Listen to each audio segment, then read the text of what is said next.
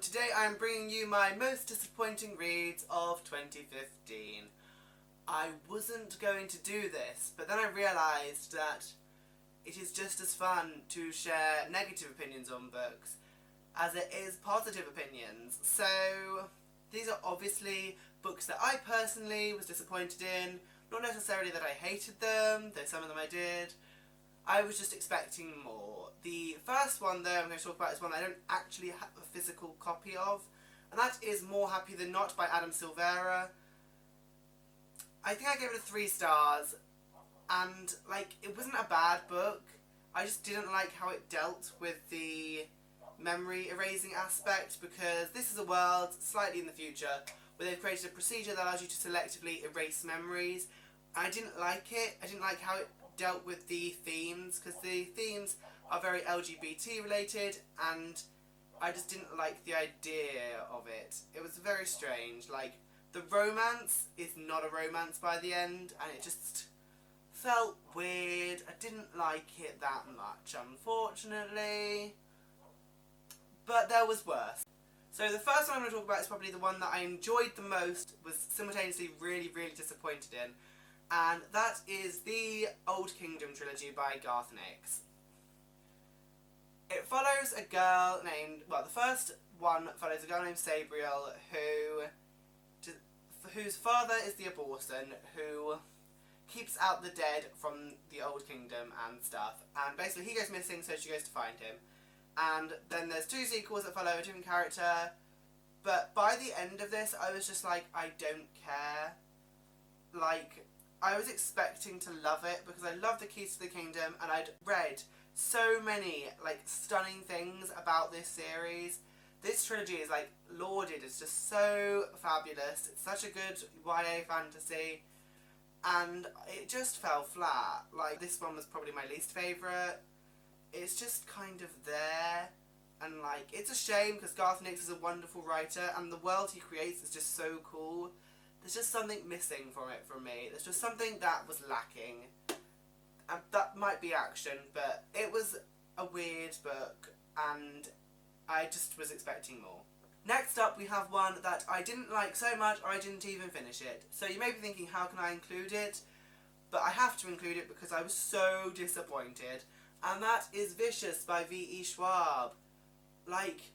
Everyone loves this book. Everyone seems to love this book.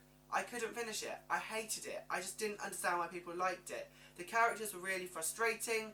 The whole idea of how they got superpowers was just really grim. I just didn't like it. I didn't think her writing was that special. So I was like, no, I'm not pushing myself to finish this book when I'm not enjoying it at all. Which is a shame because it has a cool cover and a cool concept of just normal people with superpowers and 2 best friends that become super enemies. But it just didn't work for me. I didn't like it. No, no, no. Next up we have another one that, by all accounts, I should have really enjoyed. I really should have enjoyed this book. I should have enjoyed Vicious because I love superhuman powers. But I just didn't. I didn't really enjoy it that much. And that is The Song of Achilles by Madeline Miller. I've done a whole review about why I was so disappointed in this book, basically. If you don't know, this is a retelling of the Iliad. It follows Patroclus and Achilles, and it portrays them as lovers in for the Trojan War and stuff. And, by all accounts, it's Greek, and it has the gay characters that I love, and it was still really disappointing.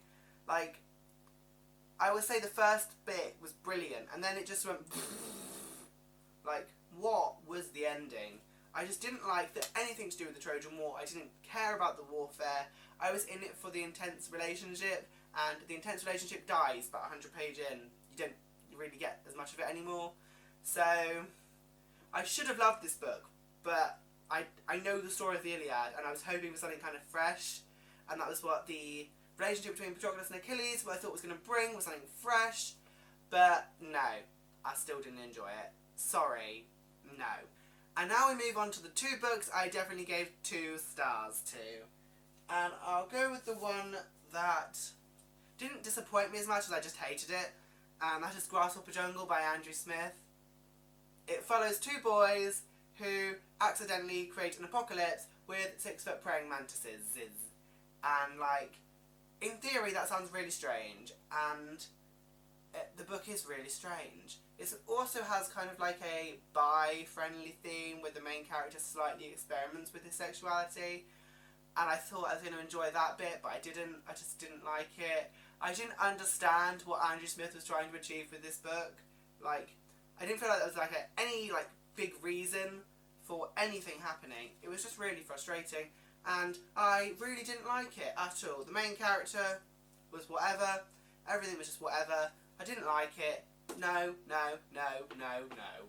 And the last one is one that I've spoken about before as one of the books that I really didn't like from last year. And I must say, like, looking back, I am supremely disappointed in not liking this book. And that is The Fifth Wave by Rick Yancey.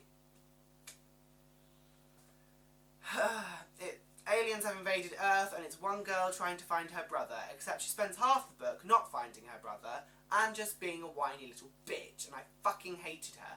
Cassie, as a character, everyone's like, oh, she's so strong. I'm like, no, she's not. She's really annoying. She doesn't do anything for half the book. And, like, I just didn't like it. Oh, I hated this book so much. I was expecting to love it, though, because everyone loves it on BookTube, it seems. And all, like, really big BookTubers that I trust the opinions of all really like this book. Why? I don't get it. Like, the writing wasn't that special, and the characters weren't that special, the plot wasn't that special, it was just very boring. And I picked up The Infinite Sea, preferred it infinitely, because The Infinite Sea is so much shorter, it cuts out half the crap, and is 10 times better. Well, 10 times. 1 star better, like, I gave it 3. But this one was a huge disappointment, and I didn't like it at all. Which is a shame, because I thought I would, but the movie's coming out soon, and the first few reviews have been pretty mediocre, so we'll see how that goes. So, that is my most disappointing read of 2015. I hope you enjoyed or have an opinion on the books I read, but I will have another video up soon, so, good, bye!